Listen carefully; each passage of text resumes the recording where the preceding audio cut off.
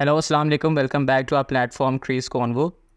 Surprise surprise surprise, Pakistan ने finally जो है अपने होम पे एक टेस्ट मैच जीत लिया है। तकरीबन पौने 4 साल बाद पाकिस्तान में एक टेस्ट मैच जीता। तकरीबन 15 महीने बाद पाकिस्तान ने वैसे कोई टेस्ट मैच जीता। शान मसूद की कैप्टनसी में पाकिस्तान ने 6 टेस्ट मैच हारने के बाद पाकिस्तान ने फाइनली एक टेस्ट मैच जो है वो जीत लिया। तो काफ़ी खुशाइन चेंज था पाकिस्तान के लिए। पाकिस्तान ने इस मैच से पहले काफ़ी केओटिक इन्वायरमेंट भी था, मतलब सिलेक्शन कमेटी भी चेंज हुई, प्लेयर्स भी इन आउट हुए, काफ़ी बड़े नाम बाहर हुए। 2 दिन पहले स्क्वाड अनाउंस हुआ, सिलेक्टर्स ने जाके बाय इन हैंड जो है वो पिच तैयार करवाई, यूज्ड पिच पे मैच हुआ, सब कुछ केओटिक इन्वायरमेंट हुआ। और इसके बाद जो है एक अनप्रिडिक्टेबल जो पाकिस्तान होती है, टिपिकल पाकिस्तान विंग जो है वो सामने आई और अर्ली 2010s की जो है वो याद ताज़ा हो गई। जितने भी न्यूज़ चैनल्स थे उन पर जियो एयरवाई इनके ऊपर उस वक्त ये ब्रेकिंग न्यूज़ का टिकर चल गया था। पाकिस्तान 3 साल 8 माह के बाद होम पर कोई टेस्ट मैच जीत गया है। तो जस्ट इमेजिन कि हम किस डगर पर पहुंच चुके हैं कि टेस्ट मैच जीतने की हमें खुशी ऐसे हो रही है जैसे हम 2017 में चैंपियंस ट्रॉफी जीते थे। और वो भी एक गैम्बल हमने किया और उसकी वजह से हम जीत के, यू नेवर नो कि ये गैम्बल उल्टा भी पड़ सकता था।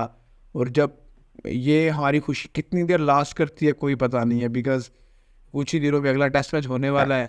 और आपने एक इस तरह की हरकत करके वहाँ को उम्मीद दे दी है और फिर हम दिल तोड़ने में तो माहिर हैं। तो शायद कुछ अगले 3-4 दिन में हमें फिर एक सिमिलर सॉर्ट ऑफ डिस्कशन करनी पड़ जाए। काफ़ी सनसनी खेज सा रिज़ल्ट जो है वो प्रोड्यूस हुआ मैच के। हम जो उसके बाद अगले मैच का जो बिल्डअप है बाद में करते हैं, अभी मैच जो हुआ है उस पर डिस्कस करते हैं। जो पाकिस्तान मैच जीत के, जो पाकिस्तान ने काफ़ी चेंजेस वगैरह किए। बाबर जो है वो एक बड़ा नाम जो है, वेस्ट या ड्रॉप जो अभी आपके टीम में नहीं थे वो, तो उनकी जगह कामरान गुलाम का डेब्यू हुआ। उन्होंने आते साथ ही अपना डोमेस्टिक एक्सपीरियंस शो किया, जो उनकी परफॉर्मेंसेस थी उन्होंने आते साथ ही सेंचुरी की और पाकिस्तान की जो विन है उसकी एक बेस सेट की।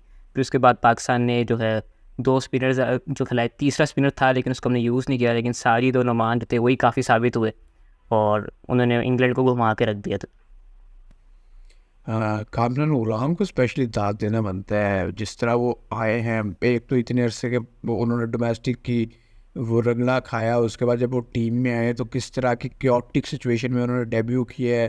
आप पौने 4 साल से टेस्ट मैच नहीं जीते हुए फिर आप बाबर को रिप्लेस कर रहे हैं टीम में, और उसका सर्टनली एक प्रेशर होता है जब आप इतने बड़े प्लेयर को टीम में रिप्लेस कर रहे होते हो। और सम हो कुछ लोग आपके फेल होने के लिए भी बेताब होते हैं।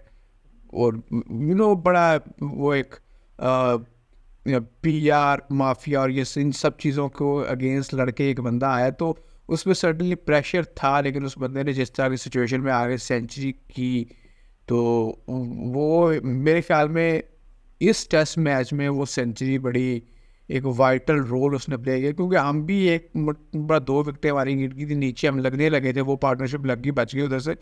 तो जिस प्रेशर में आके उस बंदे ने परफॉर्म किया है वहाँ पर उसको दाद देना मेरे पास ज़रूरी है। और जहाँ तक बात हमने स्पिनर्स की है, तो बिल्कुल एक टर्न अराउंड था पिछले मैच की और इस मैच में, कि हम पेसर्स पे 3 पेसर लेके जा रहे थे पिछले मैच में। इस मैच में हम 3 स्पिनर्स लेके चले गए हैं। और यहाँ पर एक चीज़ फिर आपको थोड़ी देखनी होगी कि आपकी टीम की पॉलिसी क्या है, आप अपनी कोर किस चीज़ पर बिल्ड करेंगे। तो ये चीज़ें शायद एक आधे साल में हमें पाकिस्तान को अपने होम के लिए जो एक बड़ी ए, बात लगती है, बड़ी अजीब सी स्ट्रेंज सी बात लगती है कि आपको अपने होम के लिए अभी पॉलिसी डिवाइस करना है कि what would be your strengths. बिल्कुल ऐसी चीज़ हमने पहले भी डिस्कस की थी कि हमारे बॉलर्स जो हैं वो स्किलफुल हैं, डोमेस्टिक में परफॉर्म करते हैं, लेकिन उनको हम जो है इंटरनेशनल स्टेज पे वो कंडीशंस जो हैं प्रोवाइड नहीं करते।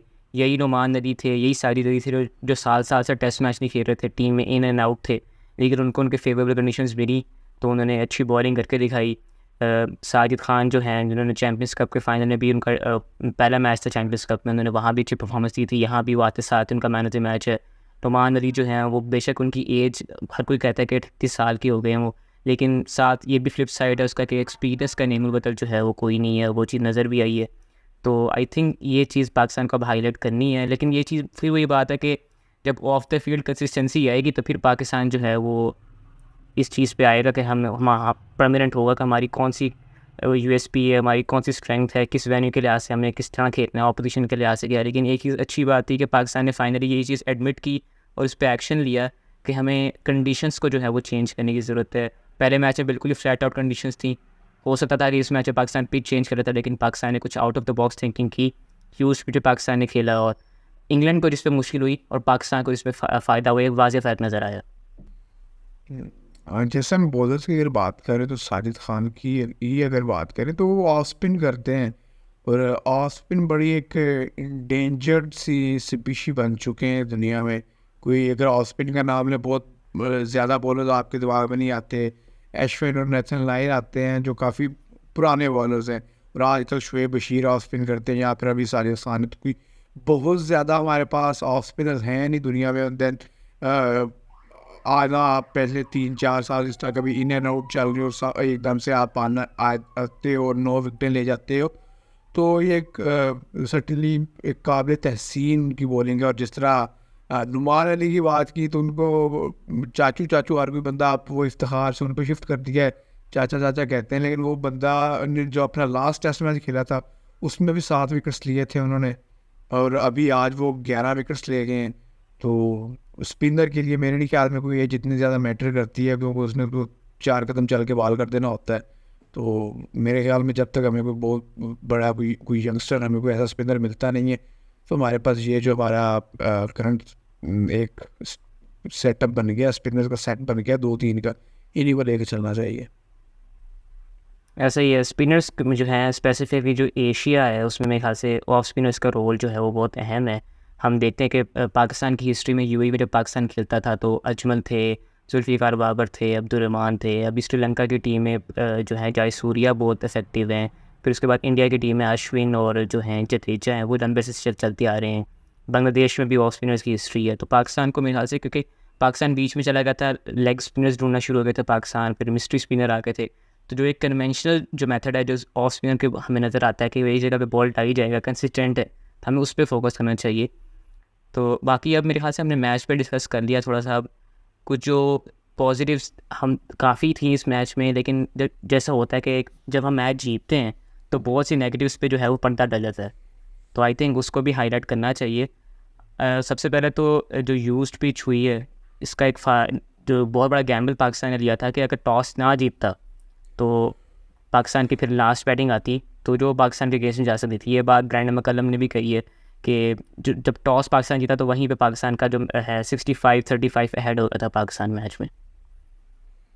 बिल्कुल ऐसे टॉस जीतने का आपको एडवांटेज मिला है। अगर इसमें अगर आप एक चीज़ आप देखी जाए जिससे आपको सीखना चाहिए, वो ये है कि इंग्लैंड जब दूसरी इनिंग्स में बैटिंग करने आया तो उन्हें पता था कि जैसे जैसे अब उन्होंने खेलना है, पुराना बॉल भी पुराना होता जाना है और विकेट भी डिटोरिएट होना है, तो उस पर स्पिन भी ज़्यादा होने लगती है। तो उन्होंने ऑल आउट अटैक वो गए, उनके पहले कोई 212 पर 2 आउट थे।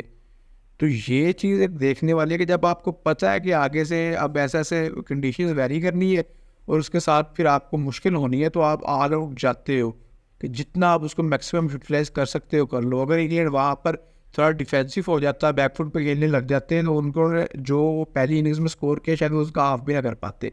तो पाकिस्तान को भी अगर पाकिस्तान ने स्पिन विकेट्स ही अब बनानी है और इस तरह के टैच पर खेलना है, तो हमेशा आप टॉस जीतेंगे नहीं, आप कई बार टॉस हारेंगे भी। तो वहाँ पर फिर आपको अपनी बैटिंग अप्रोच को लेके बड़ा उस पर देखना पड़ेगा, क्योंकि बेशक हम होम पे खेल रहे हो या वे खेल रहे हो, हमें तो स्पिन खेलने में भी बड़ा मसला होता है। तो अगर हमने इस तरह के ट्रैक्स बनाने हैं तो फिर हमें अपनी बैटिंग पे हमने अपनी बैटिंग स्ट्रैटेजी चेंज करनी पड़ेगी। क्योंकि अगर हम देखें तीसरी इनिंग्स में जब हम बैटिंग करने आए, अगर वो आगा सलमान की एक इनिंग्स ना आती उसमें, तो हम अपने थर्ड इनिंग्स में बहुत बैटिंग जब इस विकेट्स पे स्पिन हो रहा हो सब कुछ बहुत मुश्किल होती है। अगर उसमें आप आगा सलमान की इनिंग्स निकाल दे तो आपने थर्ड इनिंग्स में किया ही क्या है। तो ये चीज़ हमें देखनी पड़ेगी। अगर हमने स्पिन ट्रैक्स पर खेलना है तो हमें अपनी फिर अप्रोच और स्ट्रैटेजी थोड़ी चेंज करनी पड़ेगी। ऐसे ही अगर टॉस के अलावा जो पाकिस्तान ने प्लेइंग इलेवन की कॉम्पोजिशन जो पाकिस्तान जिसके साथ किया, उसमें पाकिस्तान ने हैवीली रिलाई किया नुमान पे और साजिद पे।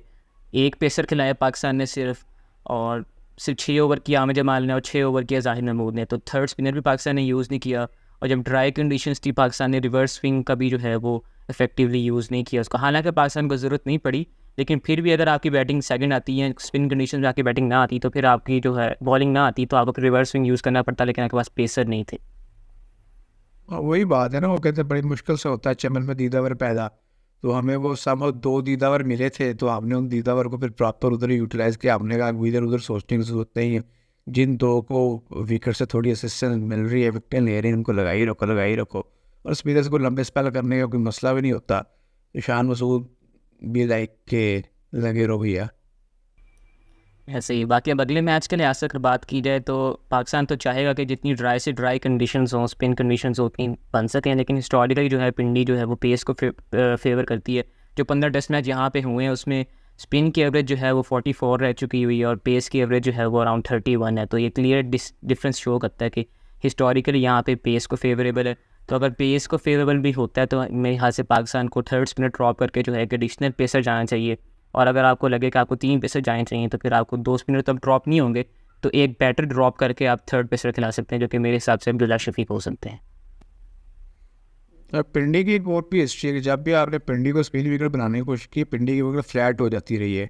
और ये जो हमारा फ्लैट ट्रैक्स वाला एक वो सिलसिला स्टार्ट हुआ था, वो हुआ भी तभी था जब ऑस्ट्रेलिया आई थी। हमने उसको राजा जी ने थोड़ा कोशिश की थी एक स्पिन ट्रैक बनाने की, और जिस पर इमाम ने पर डबल सेंचुरी कर दी थी। तो ये हमारा जो सिलसिला स्टार्ट हुआ था फ्लैट ट्रैक्स वाला, और उसके बाद फिर शिकस्त का ना रुकने वाला सिलसिला वो वहीं से स्टार्ट हुआ था। लेकिन अगर हम पिंडी की पिच को रिसेंटली देखें अगेंस्ट बांग्लादेश, तो वो बड़ी अच्छे विकेट थे जिसमें रिजल्ट्स प्रोड्यूस हुए हैं। तो मेरे ख्याल में पाकिस्तान को उस चीज़ को दिमाग में रखना चाहिए कि अगर आप नेचर के अगेंस्ट जाएंगे तो उसमें कोई बहुत ज़्यादा चांसेस होते नहीं है कामयाब होने के। तो आपको जो एक विकेट की नेचर है उसको चेंज नहीं करना चाहिए एटलीस्ट। ऐसा ही है। बाकी अब ये जो रिज़ल्ट आया वो काफ़ी खुशाइन है। अब देखना होगा, अब मुश्किल फेज शुरू होगा पाकिस्तान की, अगर कितना पाकिस्तान जो है इसको सस्टेन कर सकता है और कितना लंबा जो है पाकिस्तान अब अच्छा परफॉर्म कर पाएगा टेस्ट मैचेस में। बाकी अब देखते हैं अगर टेस्ट मैच में क्या रिजल्ट आता है। See you in the next video. अल्लाह हाफिज़। अल्लाह हाफिज़।